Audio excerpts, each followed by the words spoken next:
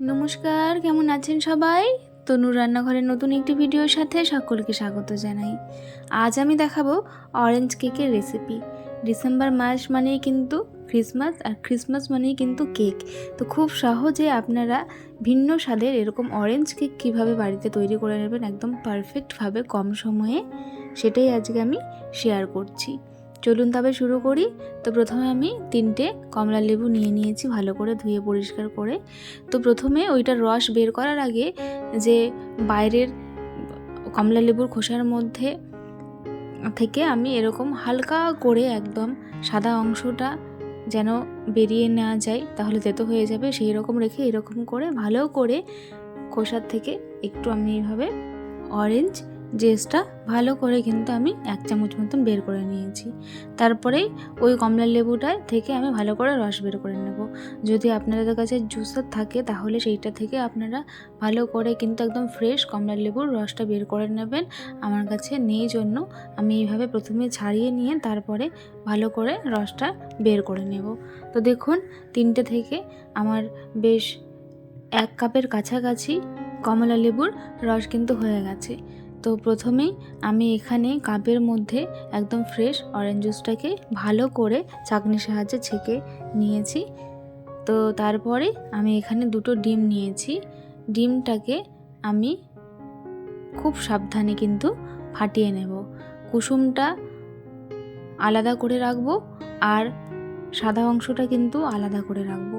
সাদা অংশটা ভালো করে আগে ফেটিয়ে নেব, তারপরে কুসুমের ব্যবহারটা করব। সেই জন্য কুসুমটা আলাদা করে প্রথমে রাখতে হবে, যার জন্য কিন্তু ডিমটা খুব সাবধানে ভাঙতে হবে যাতে কুসুমটা ভেঙে না যায়। তো এইভাবে ভেঙে নেওয়ার পরে আমি এখানে, আপনাদের কাছে যদি ইলেকট্রিক ব্লেন্ডার থাকে তাহলে সেটা দিয়ে ব্লেন্ড করে নেবেন। খুব সুন্দর করে ফাটিয়ে নিলে কেক কিন্তু খুব ভালো হয়, স্পঞ্জি হয়। যেহেতু আমার কাছে ছিল না, সেই জন্য বেশ অনেকক্ষণ অনেক কবার ধরেই কিন্তু আমি এটাকে খুব ভালো করে ফেটিয়ে নিয়েছিলাম।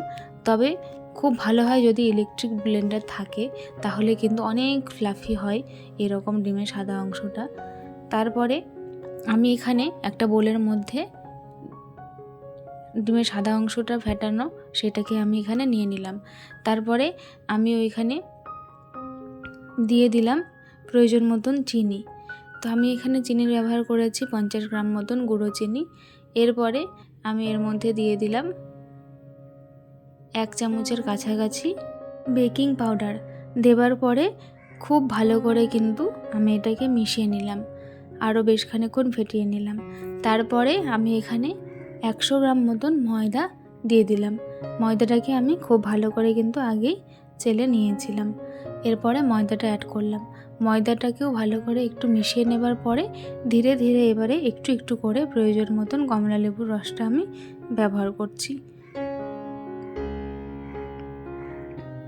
দেখুন সম্পূর্ণ কমলা লেবুর রসটাই কিন্তু আমি এখানে দিয়েছিলাম। তারপরে খুব ভালো করে এটাকে ফেটিয়ে খুব সুন্দর করে একটা স্মুথ কেকের ব্যাটার কিন্তু তৈরি করে নিয়েছি। এরপরে আমি এর মধ্যে এই সময় কিন্তু দিয়ে দেব ডিমের কুসুমটা, আর যে অরেঞ্জ জেসটা বের করে রেখেছিলাম 1 চামচ মতন, সেটাকেও আমি এখানে দিয়ে দেব। আমি এখানে কোনো রকম এসেন্স বা ফ্লেভার কিন্তু অ্যাড করছি না, সেটা আপনারা দেখেই বুঝতে পেরেছেন।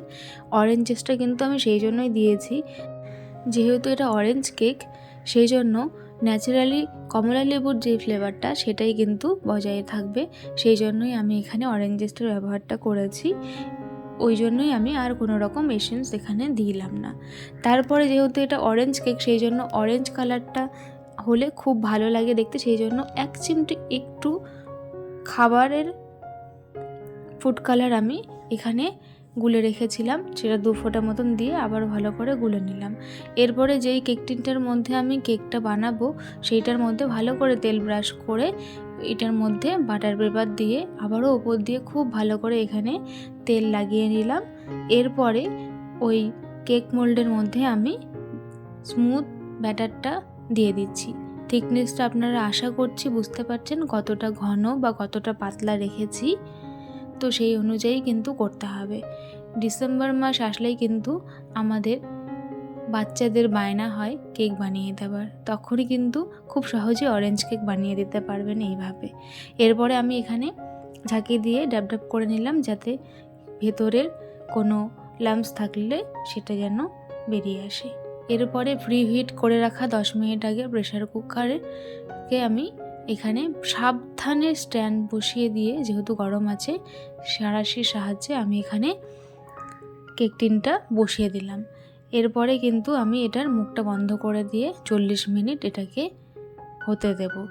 এই সময় কিন্তু আমি এখানে প্রেশার কুকারের সিটিটা খুলে নিয়েছি। তো আজকের রেসিপিটি কেমন লাগলো অবশ্যই জানাতে ভুলবেন না। যদি ভালো লেগে থাকে তাহলে প্লিজ চ্যানেলটিকে লাইক, শেয়ার, সাবস্ক্রাইব করে বেল নোটিফিকেশানটি অন করে রাখবেন, এতে করে আমার ভিডিও নোটিফিকেশান সবার আগে পেয়ে যাবেন। দেখুন 40 মিনিট বাদে আমি ঢাকাটা খুলেছি, কতটা সুন্দর হয়েছে, ফুলে একদম ডাবল হয়ে গেছে। আর আমি কিন্তু একটা কাঠি দিয়েও দেখিয়ে দিলাম, একদম কেকটা কিন্তু ভালোভাবে পারফেক্টভাবে কুক হয়েছে। তো এরকম অরেঞ্জ কিন্তু এখনই কিন্তু কমলা লেবু সব জায়গাতেই অ্যাভেলেবেল। আপনারা খুব সুন্দরভাবে কিন্তু নিয়ে এসে সামান্য কিছু কমলা লেবু দিয়ে বাড়িতে এরকম পারফেক্ট অরেঞ্জ কেক কিন্তু বানিয়ে ক্রিসমাসে ট্রাই করতে পারেন। আশা করি আপনাদের খুব ভালো লাগবে। আজ তবে চলি, দেখা হবে আরও একদিন। ধন্যবাদ।